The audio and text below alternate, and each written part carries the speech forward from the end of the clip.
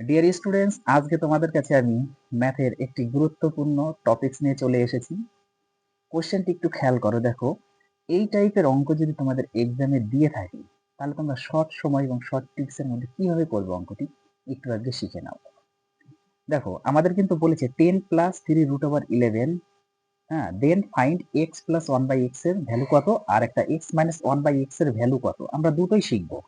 দেখো এখানে যে পদটা দেওয়া থাকবে সবসময় মনে রাখবে, এখানে যে পদটা দেওয়া থাকবে এই প্রথমটার স্কোয়ার করবে, প্রথমটা কি করবে স্কোয়ার। তাহলে প্রথমটা যদি আমরা স্কোয়ার করি তাহলে 10-এর স্কোয়ার যদি আমরা করি তাহলে কিন্তু আমরা পাবো 100, তাই না?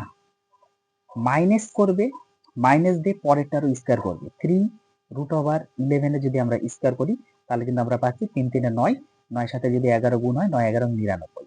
ক্লিয়ার এতটুকু? কি বললাম, প্রথমে যে সংখ্যাটা থাকবে মানে বাঁ দিকে যে সংখ্যাটা থাকবে তার স্কোয়ার করে বসাবে, মাইনাস ডান দিকের সংখ্যাটা স্কোয়ার করে বসাবে। ওকে, বসানোর পরে এদের যে ডিফারেন্স, এদের ডিফারেন্সটা সব সময় যদি এক আসে, কি বললাম, এদের ডিফারেন্স যদি সবসময় এক আসে তাহলে তোমরা সব সময় চোখ বন্ধ করে কি করবা, চোখ বন্ধ করে তোমরা করবা যখন প্লাসের মানটা চাবে, তখন প্লাসের মানটা চাবে তখন কি হবে, বাঁ দিকের যে সংখ্যাটা থাকবে এই সংখ্যা ডবল করে দিবি। তাহলে 10-এর যদি আমরা ডবল করি তাহলে কত পাচ্ছি, 10 প্লাস 10 ইকুয়াল টু 20। ওকে, যদি প্লাসের মান বলে। আর যদি মাইনাসের মান বলে, মাইনাসের মান বলে তখন কি হবে, ডান দিকের যে সংখ্যাটা থাকবে সেই সংখ্যাটাকে ডবল করে দাও। তাহলে 3 রুট ওভার 11 প্লাস আর একটা 3 রুট ওভার 11 হবে। তাহলে এইটা যদি আমরা অ্যাড করি তাহলে 6 রুট ওভার 11।